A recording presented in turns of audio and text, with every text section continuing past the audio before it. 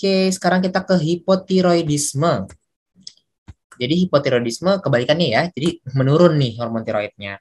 Nah, untuk hipotiroidisme ini apabila kesalahannya di tiroid itu namanya primary hypothyroidism. Itu ada yang paling sering adalah Hashimoto disease atau Hashimoto thyroiditis. Yang ini ya. Nih, Hashimoto disease atau Hashimoto thyroiditis ya. Atau dia habis tiroidektomi. Jadi udah nggak ada lagi tuh tiroidnya, jadi nggak ada lagi yang menghasilkan hormon tiroidnya. Itu sering banget gitu ya. Terus habis itu ada juga congenital hypothyroidism.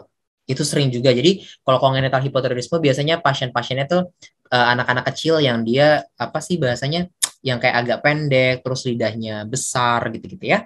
Itu congenital hypothyroidism. Karena ada mutasi lah intinya di gennya.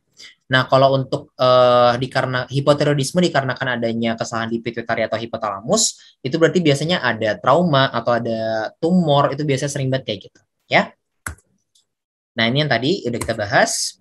Nah, ini kita kalau tadi krisis tiroid, sorry.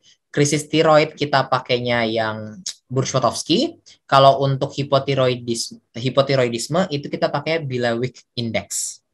Ya, kalau hipertiroidisme, sorry, hipertiroidisme itu pakai Wayne Index, krisis tiroid itu pakainya Burch-Watowski, kalau hipotiroidisme pakainya Bilewick Index. Itu pernah beberapa soal pernah nanya kayak gitu ya. Aku ulangi ya, hipertiroidisme pakai Wayne Index, krisis tiroid atau tiroid storm pakai Burch-Watowski, untuk hipotiroidisme dia Bilewick Index, ya.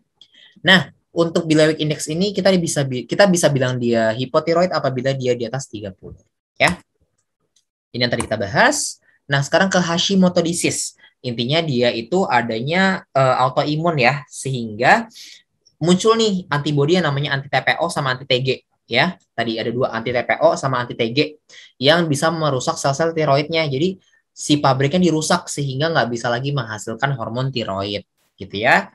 Nah, untuk hipotiroidisme ini bisa juga dia ada serumanya, benjolan. Jadi tadi kalau ada pasien ada benjolan, kita harus tahu dulu TSH-nya gimana, karena belum tentu dia hipertiroid ataupun belum tentu dia hipotiroid ya.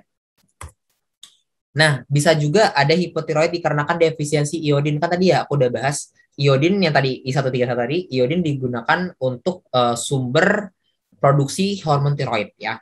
Nah, kalau misalnya orang-orang defisiensi iodin itu dia berarti hormon tiroid yang dihasilkan juga kurang. Biasanya itu namanya diagnosisnya adalah endemic goiter ya. Itu ada pada orang-orang yang memang kekurangan iodin. Biasanya di daerah pegunungan. Kenapa dibilang endemik? Karena satu daerah tersebut kan berarti makanannya sama semua dong ya. Makanannya sama semua, sayurnya atau apalah. Intinya sumber-sumber makanannya sama semua, sehingga kekurangan iodium semuanya tuh intinya. Makanya dibilang endemic goiter, endemik. Ya. Nah, berarti alasannya apa? Kita bisa kasih levothyroxine ditambah dengan makanan-makanan mengandung iodin atau garam beriodium namanya. Ya. Nah, total soalnya yang dikasih apa? L-tiroxin atau levothyroxine dosisnya 100 sampai 125 mikrogram ya. Nah, untuk dosis awal tuh dikasihnya 50 sampai 75 mikrogram, terus habis itu diikuti dengan 100 sampai 150 mikrogram per hari. Tapi ini nggak usah di-affine karena nggak pernah ditanya. Kalau mau affine dosis metimazol sama PTU aja, itu yang selalu ditanya. Untuk L-tiroxin nggak pernah ditanya untuk dosisnya berapa ya.